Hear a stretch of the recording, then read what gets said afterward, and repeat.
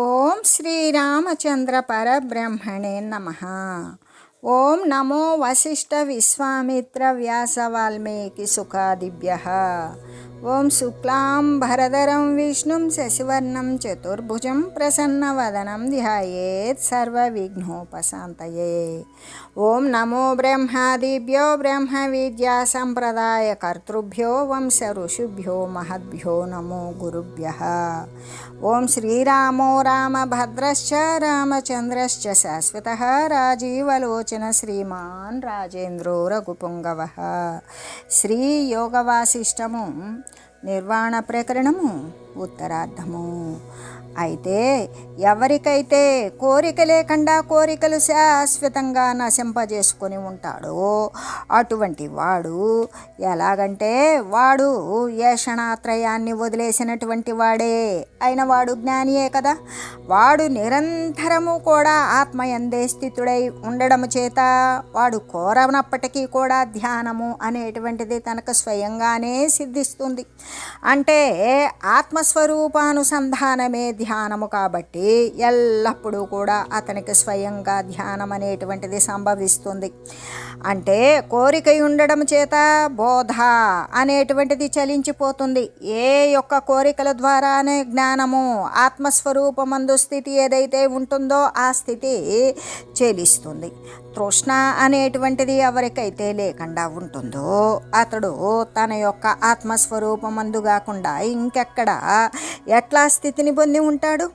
ఎలాగంటే రెక్కలు తొలగినటువంటి పర్వతానికి ఒక చోట కదలకుండా ఉండేటువంటి స్థితి స్వయంగానే సంభవించినట్లుగా అలాగే తృష్ణారహితుడైనటువంటి మనుజునకు, కోరికలు ఆశాంతము నశించిపోయినటువంటి మనుజునకు అనంతమైనటువంటి ధ్యానము, ఆత్మధ్యానము అనేటువంటిది స్వయంగానే ప్రవర్తిస్తుంది కదా అని చెబుతూ విషయతృష్ణ యొక్క సంపూర్ణమైనటువంటి వినాశం ఏదైతే ఉన్నదో అదే కదా సమాధి అని చెప్పబడుతూ ఉన్నది అని చెబుతూ అటువంటి ఆత్యంతికమైనటువంటి తృష్ణారాహిత్యాన్ని ఎవడైతే సంపాదించుకుంటాడో అటువంటి మనుష్య రూపంలో ఉన్నటువంటి పరబ్రహ్మ స్వరూపానికి నమస్కారము.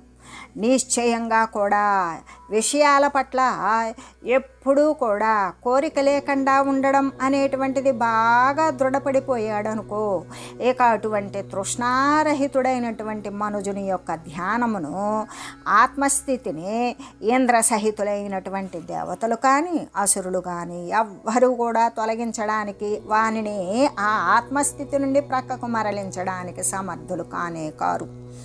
కాబట్టి ఓ రామ, తీవ్ర విషయ వితృష్ణ అంటే తీవ్ర విషయాల పట్ల ఉన్నటువంటి కోరిక అనేటువంటిది నీవు నశింపజేసుకొని రాతితో సమానమైనటువంటి ధ్యానము, రాయి అంటే నిశ్చలంగా కదలకుండా ఉంటుంది, నీ యొక్క మానసేంద్రియాలతో కూడా నీవు అటువంటి వజ్ర సమానమైనటువంటి ధ్యానాన్ని నీవు కూడా లెస్సగా సాధించు. జ్ఞానము చేత భేదభావాలు అన్నీ నశించిపోతాయి, సర్వ దృశ్యాలు కూడా బాధించబడతాయి.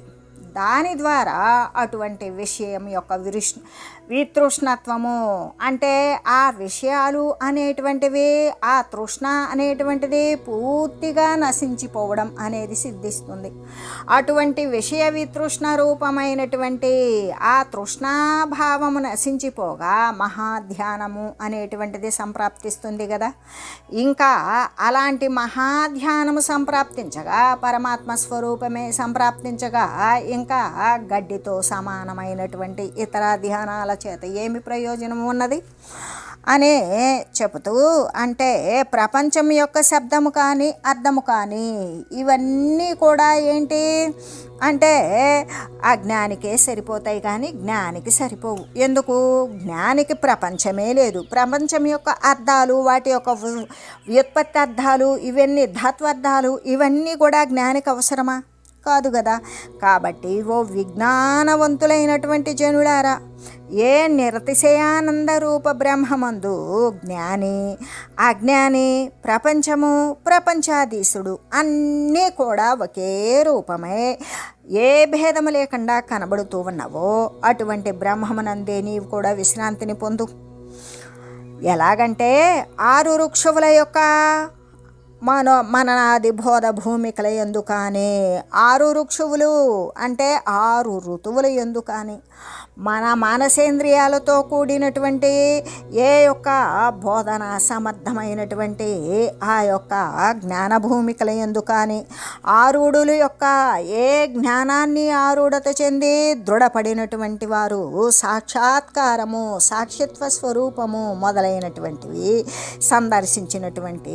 సందర్శించేటువంటి జ్ఞానరూపమైనటువంటి భూమికల యందు కానీ ఆత్మ కంటే వేరైనటువంటి సత్తు అసత్తులు కానీ రెండని కానీ ఒకటని కానీ ఇవన్నీ కూడా ఎవ్వని చేత కూడా నిర్ణయించబడలేదు.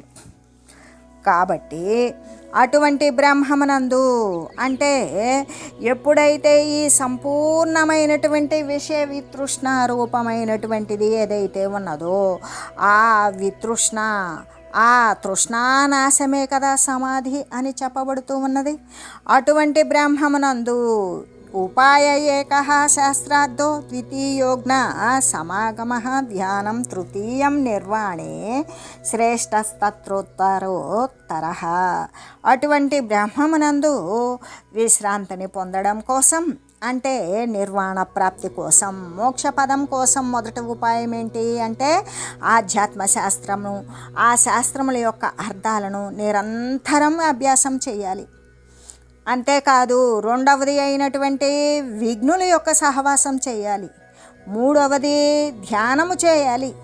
ఇందులో రాను కూడా ఉత్తరోత్తర ఒకదానికంటే ఒకటి శ్రేష్టమై ఉన్నది కదా. నిర్వాణము అంటే మోక్షప్రాప్తికి 3 ఉపాయాలున్నవి. ఏంటవి అంటే ఒకటేమో శాస్త్రార్థ గ్రహణం. మొట్టమొదట శాస్త్రాలను చక్కగా నిరంతరం కూడా అభ్యాసం చేయాలి. రెండవది ఏంటి అంటే జ్ఞానులతోటి సాంగత్యం అంటే విజ్ఞానుల యొక్క సహవాసం. మూడవది ఏంటి ధ్యానము. ఈ విధంగా ఇందులో ఉత్తరోత్తర అంటే రాబోయేటువంటి క్రమంలో ఒకదానికంటే ఒకటి శ్రేష్టమైనటువంటి ఉపాయాలే అవి కనబడుతూ ఉన్నవి కదా అనే చెబుతూ ఎలాగంటే బ్రహ్మమునందు విశ్రాంతిని పొందడం కోసం అంటే మోక్షతత్వాన్ని పొందడం కోసం నిర్వాణ పదవిని అందడం కోసం నిర్వాణ ప్రాప్తి కోసం మొట్టమొదటి ఉపాయం ఏంటి ఆధ్యాత్మ శాస్త్రాలను నిరంతరం కూడా అభ్యాసం చేయాలి. సత్శాస్త్రాలు సత్తును గురించి సారసమైనటువంటి శాశ్వత వస్తువును గురించి తెలియజేసేటువంటి సత్శాస్త్రాలు ఏవైతే ఉన్నవో వాటిని నిరంతరం కూడా ఎప్పుడు వీలైతే ఎప్పుడు ప్రయత్నపూర్వకంగానైనా సరే ఆ శాస్త్రం యొక్క అర్థాలను నిరంతరం కూడా అభ్యసించాలి. ఆ తర్వాత దాని తర్వాత ఏమవుతుంది పెద్దలను అనుసరించు పెద్దవల యొక్క సేవాభాగ్యాన్ని అందుకో అని చెప్తూ ఉంది శాస్త్రం. పెద్దల ద్వారానే నీకు అసలైనటువంటి సందేహం తీరుతుంది అని చెప్తుంది. ఆ రెండవది అందుకే విఘ్నుల యొక్క సహవాసం దానినే సత్సాంగత్యము. సత్తు ఎందు సాంగత్యం నేర్పాలి అంటే ఆ సాంగత్యము చేసేటువంటి మహనీయుల యొక్క పాదాలను ఆశ్రయించి వారి యొక్క సేవను చేస్తూ వారి ద్వారా జ్ఞానభిక్షను పొంది ఆ జ్ఞానబోధ ద్వారా వాడు ఈ విధంగా మూడవది అయిన ఆ మహనీయులు ఎటువంటి ధ్యానాన్ని అనుసరిస్తూ ఉన్నారు ఆ విధంగానే తెలుసుకొని మూడవది అయినటువంటిది అంటే శాస్త్రాలను అభ్యసిస్తూ విఘ్నుల యొక్క సహవాసంతో వారి యొక్క జ్ఞానబోధలతోటి మూడవది అయినటువంటి వారు అనుసరించేటువంటి ధ్యాన విధానం అనేటువంటిది చేయాలి.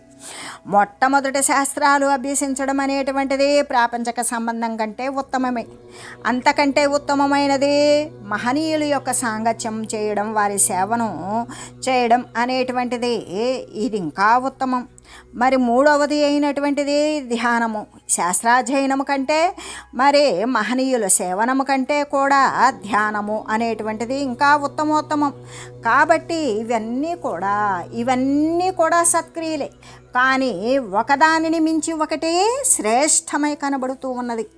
అందుకే అపరిచ్ఛిన్నమై ఉన్నది నిత్యము కూడా అపరోక్షమైనటువంటి ఏ బ్రహ్మ చైతన్యం అయితే ఉన్నదో ఆ బ్రహ్మ చైతన్యమే జీవుడు అనేటువంటి తన యొక్క ప్రతిబింబం యొక్క దర్పణము అంటే అంతఃకరణోపాధి వశము చేత పరస్పరం కూడా వేరైనటువంటి రూపాన్ని గ్రహిస్తూ ఉన్నది. అందుకే జీవాదర్శాన్ని నిధో రూపం గృహ్ణాత్వేష మహద్వపు. ఏ విధంగా ఉన్నది అంటే జగత్యుదేది సంఘట్టాదా విశేషం సమే సమే. అటువంటి జగత్తునందే ఈ చైతన్యము కూడా రాగద్వేషాల యొక్క ఇష్టము అయిష్టము యొక్క సంఘటన చేతనే ఈ బ్రహ్మాది స్తంభ పర్యంతము కలిగినటువంటి అంటే పిపీలకము మొదలుకొని బ్రహ్మ పర్యంతము వరకు బ్రహ్మ మొదలుకొని స్తంభ పర్యంతం వరకు కూడా సమస్త విశేషాలు వ్యాపించి ఉన్నటువంటిది తన యొక్క కర్మ విచిత్రము చేత సమమైనటువంటి విషమమైనటువంటి శరీర భేదాలు అందంతటా కూడా ఉదయిస్తూ ఉన్నది. ఏ విధంగా ఉన్నది అంటే ఈ పరిచ్ఛిన్నమైనటువంటి నిత్యమైనటువంటి ఈ యొక్క ఉపాధులలో ఏ విధంగా అపరిచ్ఛిన్నమై నిత్యము కూడా అపరోక్షమై తన యందే సర్వేక సమస్తమునందు సత్తా సామాన్య స్థితిలో చిచ్చక్తి స్వరూపములో సర్వేక సమస్తము కూడా బ్రహ్మ చైతన్యమే జీవుడు అనేటువంటి ఏ దేహానికి సరిపోయినటువంటి దాని యొక్క ప్రతిబింబం యొక్క దర్పణము అంటే అంతఃకరణము అనేటువంటి ఉపాధి వశము చేత పరస్పరము కూడా భిన్నమైనటువంటి రూపాన్ని గ్రహిస్తూ ఉన్నది కదా. అటువంటి జగత్తునందు ఈ చైతన్యము ఇష్టాన్ని అయిష్టాన్ని వాసనలను కోరికలను తృష్ణలను వీటి యొక్క సంఘటనల చేత ఈ బ్రహ్మ మొదలుకొని స్తంభం వరకు కూడా సమస్త విశేషాలను కూడా సర్వేక సమస్తం పరమాత్మ చైతన్యమే వ్యాపించి ఉన్నది. స్వకర్మ విచిత్రము చేత తాను చేసుకునేటువంటి కర్మ యొక్క ఫలితాల యొక్క రకరకాల విచిత్రమైనటువంటి కర్మ మరి వేరు వేరు కర్మల యొక్క ఫలితాల ద్వారానే సమశరీరము కానీ విషమ శరీరము కానీ అనేక ఉపాధులు శరీరాలు దేహాదులు అనేక దేహ సమూహాలు శరీర భేదాలు అన్నప్పుడు చరము అచరములు కదిలేటువంటివి కదలనటువంటివి క్రిములు కీటకాదులు లేదు సరీసృపాలు విహంగాలు జంతుజాలాదులు మనుష్యులు రాక్షసులు స్వర్గలోకవాసులు వీరంతా కూడా ఇన్ని రకాలైనటువంటి సమస్థితిలో అంతకు మించినటువంటి విషమస్థితిలో అనేక శరీర భేదాలు తటిలో కూడా ఏమి ఉన్నది అపరిచ్ఛిన్నమై నిత్య అపరోక్షమైనటువంటి బ్రహ్మ చైతన్యమే ఉన్నది. అంటే క్రిమిలో అదే, దోమలో అదే, పాములో అదే, చీమలో అదే, బ్రహ్మంలో అదే, ఏనుగులో అదే, తోడేల్లో అదే, మరి కుక్కలో అదే, నక్కలో అదే, పర్వతాలలో అదే, నదీ జలాలలో అదే, సముద్రాలలో అదే, వృక్షాలలో అదే, సర్వేక సమస్తం ఏ ఉపాధికి ఎంత అవసరమో అంత ప్రకారం అపరోక్షంగా ఉన్నటువంటి ఏ బ్రహ్మ చైతన్యం అయితే ఉంటుందో ఇలాగా సమస్థితిలో కానీ విషమ శరీరం అంటే దానికి వ్యతిరేకమైనటువంటి రకరకాల శరీరాలలో కానీ అన్నింటిలో శరీర భేదాలు ఎన్ని రకాల భేదాలతో ఉన్నటువంటి ఏ శరీరాల యందు కూడా వాని యొక్క కర్మ వాసనల ప్రకారం ఆ విధంగా ఉపాధులు ఉత్పన్నమవుతాయే కానీ సర్వత్రా సర్వవ్యాపకంగా ఉండేటువంటి ఆ ఏకవారాశి అయినటువంటి పరబ్రహ్మ వస్తువు తప్ప మరొకటి లేదు అని చెబుతూ ఇలాగా వస్తూ వస్తూ ఉన్నటువంటి ఈ సంసార చక్రములో తిరుగుచూ ఉన్నటువంటి జీవులలో అంటే ఇవన్నీ కూడా ఎటువంటివి ప్రాపంచక సంబంధమైనటువంటి ఈ సంసార చక్రంలో తిరుగుతూ ఉన్నటువంటి జీవులలో ఏ ఒకానొకడో వాని యొక్క సౌభాగ్యవశము చేత అధికార యోగ్యమైనటువంటి ఈ మానవ జన్మను పొందుతాడు. ఈ జన్మను పొంది శాస్త్రాలను అభ్యాసం చేస్తాడు, సజ్జన సాంగత్యం చేస్తాడు, ఇంకా కూడా ధ్యానము, జపము మొదలైనటువంటి ఉపాయాలను అనుసరిస్తాడు. సమస్త జననము, మరణము, భ్రమణ రూపమైనటువంటి ఈ జగత్తు అనబడేటువంటి ఈ చదరంగపుటాట యొక్క పూర్వము పరము కూడా, అంటే ముందేమి జరుగుతుంది, రాబోయేటప్పుడు రాబోయే కాలంలో ఏం జరుగుతుంది అనేటువంటి స్థితిని బాగుగా తెలుసుకున్నటువంటి మహాత్మునకు జ్ఞానతృష్టారాహిత్యములను, అంటే జ్ఞానం అనేటువంటిది ఇదొక అంతులేని ఆశ. ఈ జ్ఞాన తృష్ణ, ఎంత జ్ఞానాన్ని వాడు సంపాదించుకున్నా ఇంకా జ్ఞానం కోసం వాడు అనుసరిస్తూ కూడా ఈ జ్ఞాన తృష్ణారాహిత్యములు అనబడేటువంటి దీపాలు రెండింటిలో కూడా ఏ విధంగా జ్ఞానంలో అనుసరించడమా, తృష్ణను అనుసరించడమా, అంటే జ్ఞానాన్ని తృష్ణని ఈ రెండు కూడా రహితము చేసుకోవాలి. అంటే ఈ రెండు దీపాల వంటివే. ఏంటది అంటే జ్ఞానము అనేది పరతత్వాన్ని పొందిస్తుంది, అదే తృష్ణ అనేటువంటిది ప్రపంచాన్ని పొందిస్తుంది. కాబట్టి జ్ఞానము, తృష్ణ ఈ రాహిత్యాలు అనబడేటువంటి దీపాల రెంటిలో కూడా ఒకటి సిద్ధించిందా, రెండు సిద్ధించినవే అవుతూ ఉన్నాయి. ఏ విధంగా జ్ఞానం సిద్ధించిందనుకో, అప్పుడు వానికి అన్ని కోరికలు తీరినట్లే. ఎందుకు, ఇంకా వాడికి తీర్చుకోవలసినటువంటివి, పొందవలసినవి, ఇంకా కూడా అనుభవించవలసినవి వానికి కోరికలు అనేవి మిగిలి ఉండవు. అదే ఒకవేళ తృష్ణే గెలిచిందనుకో, వాడు ప్రాపంచక సంబంధంగా జనన మరణ చక్రములో బడి కొట్టుకుపోతూనే ఉంటాడు. అందులో వానికి జ్ఞానము కూడా సిద్ధిస్తుంది. ఎందుకు, ఈ తృష్ణ ఏంటి, జ్ఞాన తృష్ణ. ఆ తృష్ణ అనేటువంటిది మళ్ళీ వాడు జ్ఞానాన్ని సముపార్జించుకుంటాడు. అందుకనే ఈ జ్ఞాన తృష్ణారాహిత్యములు అనేటువంటిది, అంటే జరిగిపోయినటువంటి కాలం యొక్క, రాబోయేటువంటి కాలం యొక్క శారీరకమైనటువంటి పరంపరలలో అనేక ఉపాధులను పొందుతూ ఉన్నాము. వచ్చేటువంటి రాబోయేటువంటి కర్మ పరిపాక స్థితిలో ఉన్నటువంటి ఆ గతంలో జరిగినటువంటి విషయాలు తెలుసుకొని రాబోయేటువంటి విషయాలను మార్చుకునేదానికి ప్రయత్నం చేసే ఆ బాగా తెలిసినటువంటి మహాత్మునకు జ్ఞాన తృష్ణారాహిత్యాలు అనేటువంటి దీపాలు రెంటిల్లో కూడా ఒకటి గనక సిద్ధించిందనుకో, రెండు సిద్ధించినవే అవుతూ ఉన్నవి అని చెబుతూ, మతివాత్యాధుతో వ్యోమ్ని దగ్ధో జ్ఞానాగ్నిన అఖిల జగత్థూల పరే శాంతేన జానే క్వాసు గచ్చతి. జ్ఞానాగ్ని చేత ఏమవుతుంది, జ్ఞానము అనేటువంటి అగ్ని మరి ప్రజ్వరిల్లింది.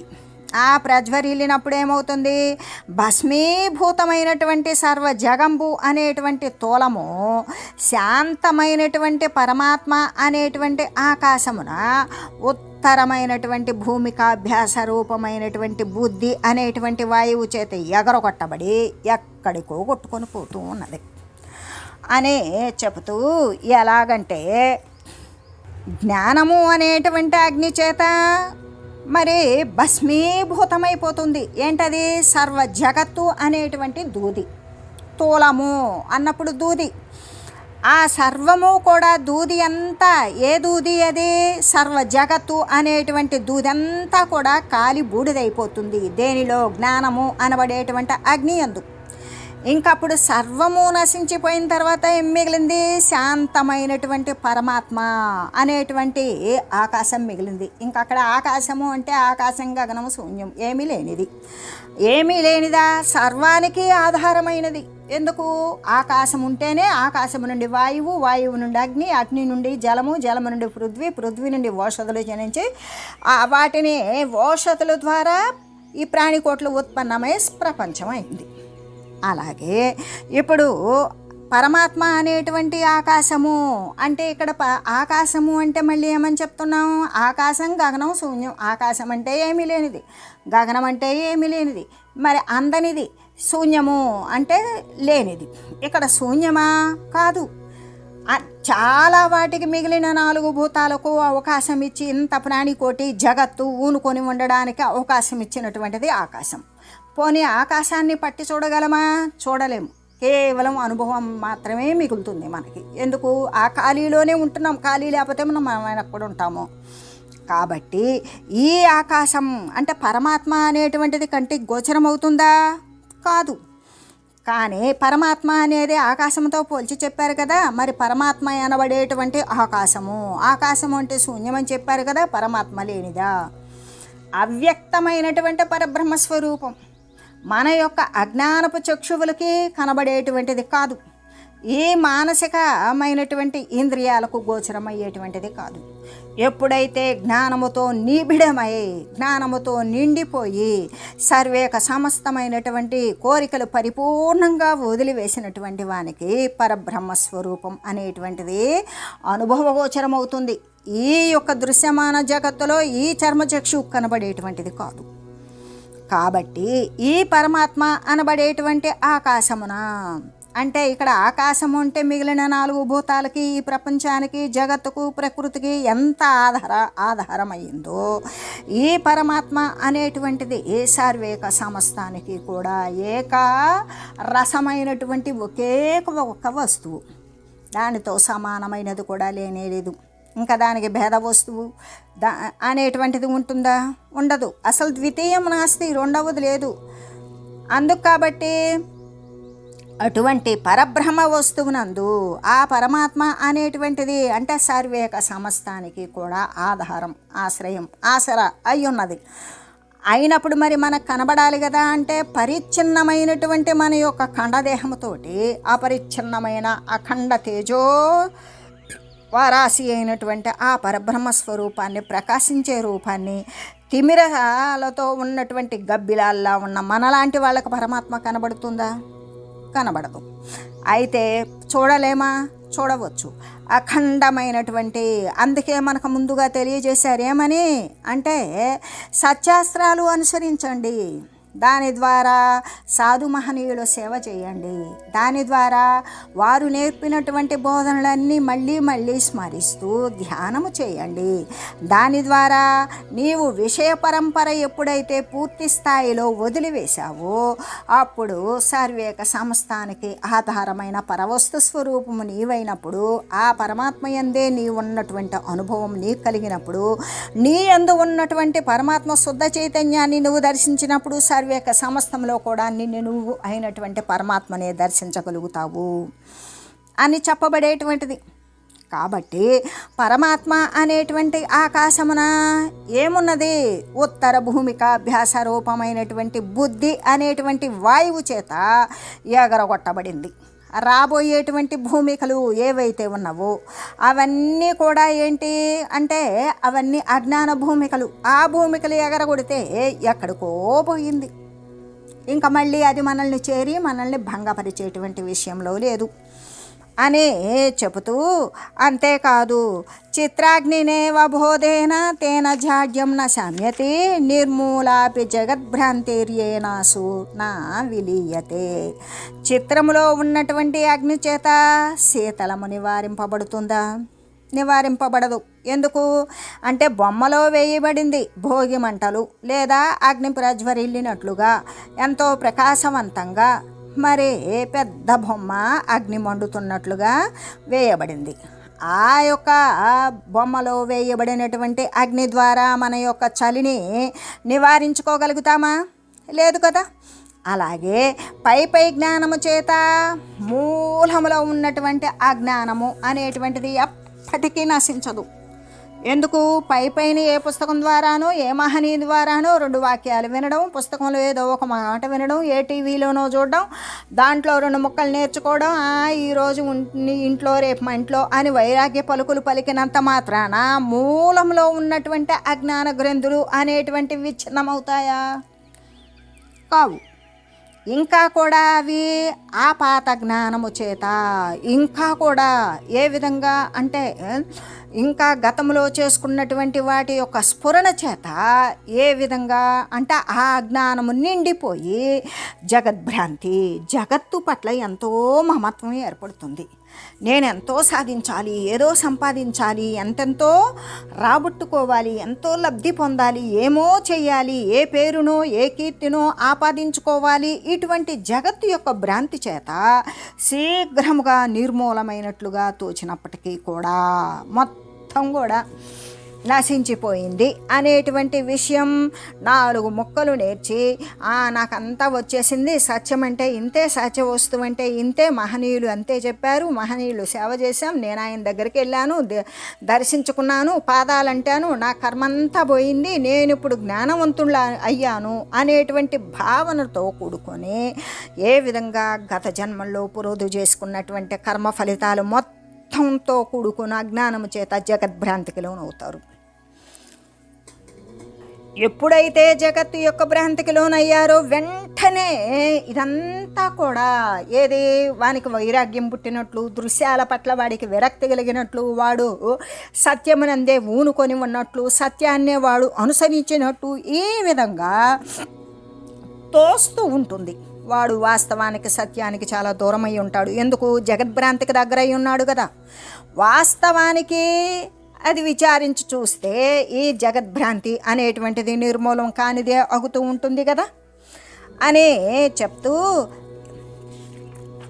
యదాగ్నస్య జగజ్ఞప్తిరపజ్ఞానాత్ ప్రదీప్యతే తదగ్నస్య పరిజ్ఞానాత్ తజ్ఞప్తి ప్రదీప్యతే. అజ్ఞానికి ఏ విధంగా అయితే తన అజ్ఞత్వ కారణము చేత జగత్తు యొక్క భ్రాంతి రోజు రోజుకి అభివృద్ధి చెందుతుంటుందో, అలాగే జ్ఞానికి కూడా విజ్ఞాన కారణము చేత జగద్భ్రమ రోజు రోజుకి కూడా భస్మీభూతం అవుతుంది. ఎలా అవుతుందంటే, ఎలాగంటే బొమ్మలో వేయబడినటువంటి అగ్ని చేత చలి, శీతలత్వము అనేటువంటిది నశిస్తుందా? అది ఎలా నశించదో అలాగే ఆపాత జ్ఞానము చేత, అంటే కేవలం వాచా వేదాంతం ద్వారా, ఏ జ్ఞానపు మాటలు 4 నోటి ద్వారా నేర్చుకొని పలకడం ద్వారా అజ్ఞానము అనేటువంటిది నశిస్తుందా? నశించదు. ఇంకా కూడా వారు ఏం చేస్తారు? అబద్ధమైనటువంటి మిథ్య అయినటువంటి ఈ జగత్తు యొక్క భ్రాంతిని దాని చేత, ఇక దేని చేత?